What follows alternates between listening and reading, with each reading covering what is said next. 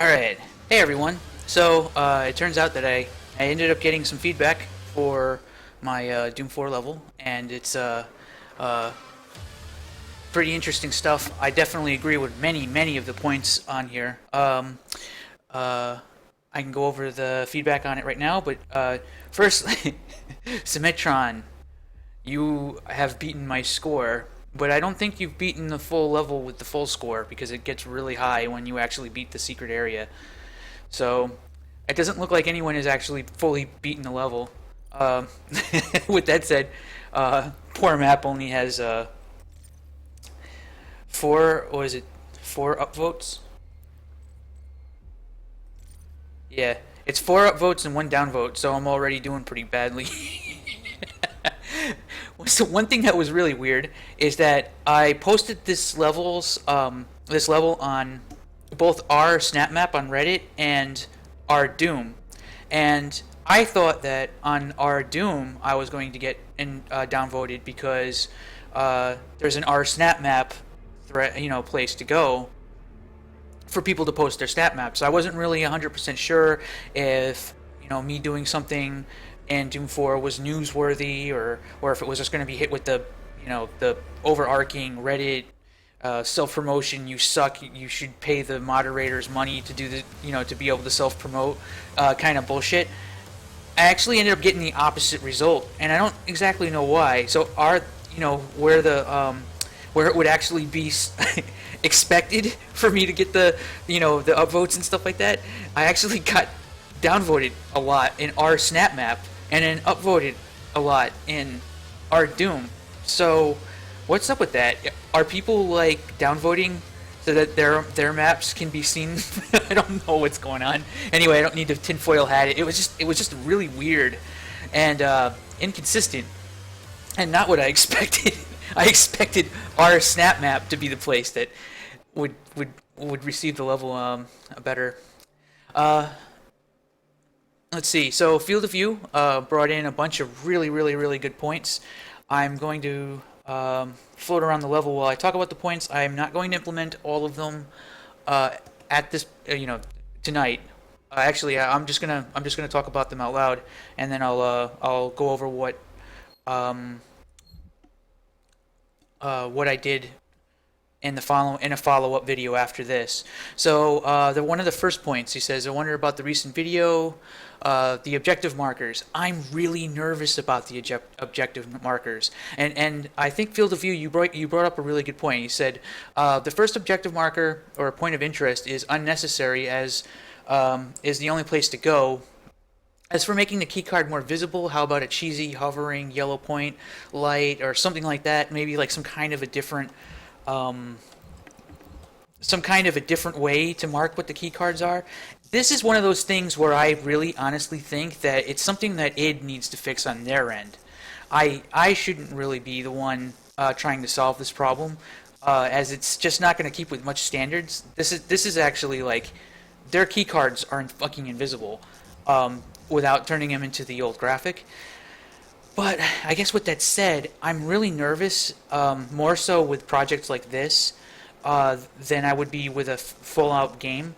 And is that a lot of people will just wander around the first room and immediately assume that there's nowhere to go, or they'll be like, oh, I guess I broke it, or it's going to happen a lot more with these snap maps because there are a lot more actually broken snap maps. There are going to be a lot of really weird, crappy, unfinished levels out there, and I want to make like doubly sure that people know that this level isn't broken. A lot of people are going to be like, "Oh, what do I do?" and then just like shut it off. I'm really nervous about that.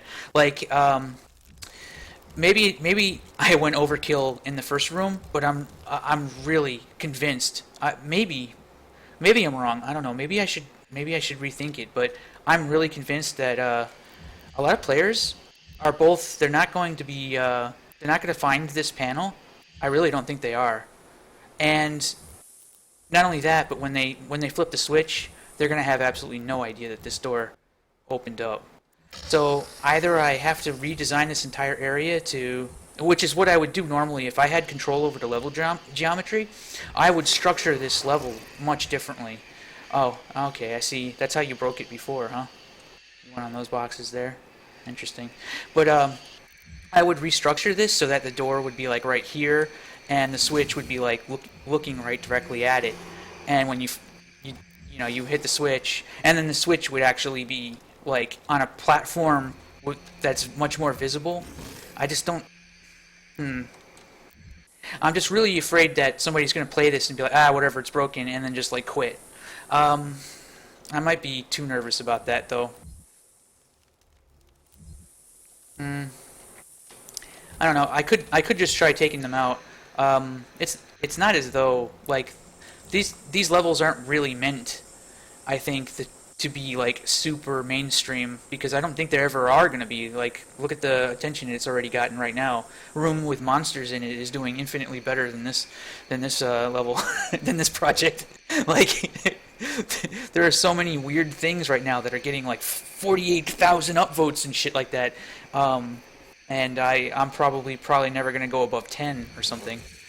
So maybe it really doesn't matter in the grand scheme of things. I should probably just force people to figure it out. But forcing people to figure out stuff in something like this is just really dangerous because a lot of players will just assume they'll just run around the area, go to a couple of doors, and just assume it's broken or whatever.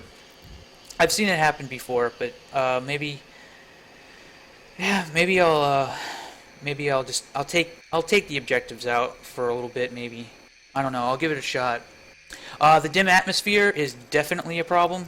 Um, I'll probably go with gritty. I know it's a little bit. Geez, man, that's much brighter. But yeah, I definitely agree. It was a little bit too dark.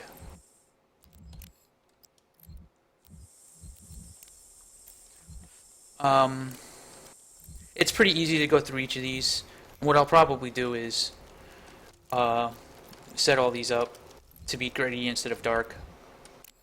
Some of them can be dark, but the places where you're actually doing the fighting don't necessarily need to be. Um, the second arena objective marker, yeah, got that. Dim atmosphere.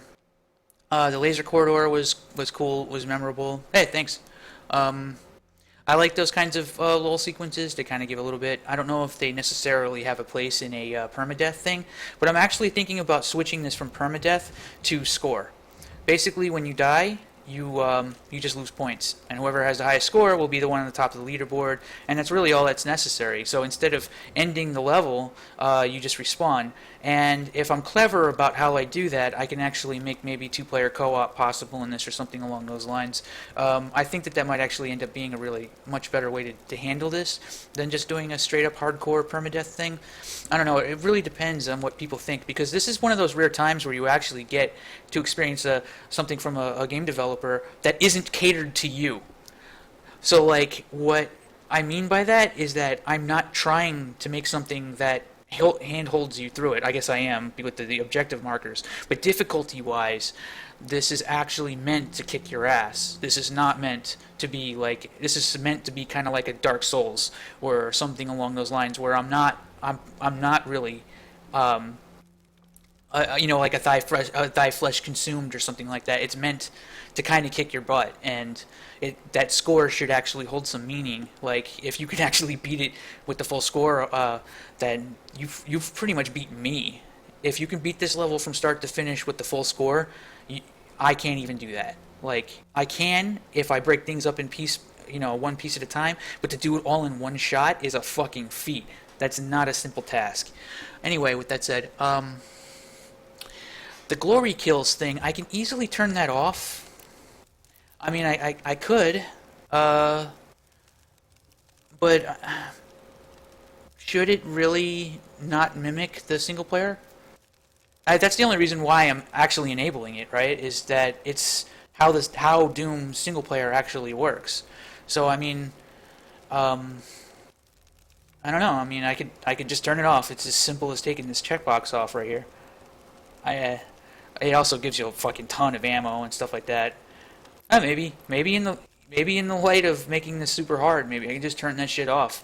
Um, but the idea really is that um, it's kind of supposed to feel like the main game. I don't know. I doubt I'll have anyone actually complain. You didn't force me to do fucking glory kills. I don't think I'm ever gonna get that complaint. I don't think. But to be fair, when I play this level properly, without not including the hardest part, the secret battle, I can beat it legitimately without the health drops and stuff like that. The double barrel shotgun. Maybe I should do a video where I do a full playthrough outside of the fucking secret area. Then maybe kind of, I don't know. I'll take it out for now. I mean, it's harder. It's going to be a lot harder now. It might be too hard. I think without the pinatas, the level might be a tad too hard in its current state. In the lockdown room, more health might be needed. Yeah, I definitely can do that. I can go ahead and I'll probably just increase the health a little bit. I can probably do that. Yeah. Although I actually think that it's fairly possible to not actually add more health, but I don't know. I'll have to think about it. It really depends on how I go about when it comes to score and respawning. Do you guys like the idea of a permadeath, or would you rather have co-op with score? So like being able to beat it with two players with the highest score would be like the best thing, or what's the best thing? The best way to think about this. I'm almost out of time. And I guess the last thing that was mentioned is definitely true, and I'm definitely going to address it, is the overuse of Mancubi. I'll probably keep this guy here, but I definitely can see a point about the overuse of them here, because there's 4 of them in this spot, and I didn't modify their health, but and Belial himself is actually a bag of health as well, so it doesn't even make it. Yeah, and I completely agree. Like I wasn't even thinking about that. Like permadeath plus bags of health isn't really that fun. And one of the other things that I'm noticing also too, when I think about it and I look over the feedback, is that I definitely neglect to keep the lower tier bad guys running around to any degree at all. Like these are the last of the soldiers, and the remaining bad guys in almost all of the fights after this point are the lowest thing is a Hell Knight.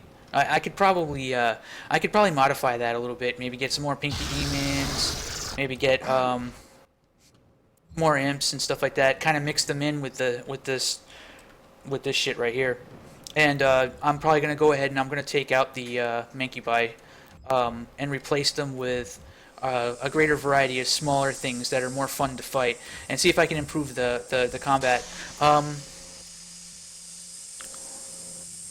And that's pretty much that. I will probably have more feedback, or at least more done on this. I will have something to play in a couple of days for sure, with all the changes made to it, and I'll put up a video just showing and kind of detailing something that's fairly quick that just talks about like what changes I actually did. And I think that's about it for now. I know that there's a couple of other things, but that's really it. I could definitely address like 90% of the stuff that's in this feedback without even batting an eye. Most of it's pretty straightforward. The only things that I have are the worry that people will think that this is some amateur level and that they broke it because they don't know where to go next. I'm really afraid of that, especially in a snap map environment. I absolutely love the feedback. I will respond to feedback as often as I can. Thank you very much for taking the time to give me feedback, because that stuff is invaluable, and I'll see what I can do to improve things. And if you have any more ideas or anything like that, let me know, and I will take a look at it for sure. All right, man. Thanks, Field of View. Thanks, man.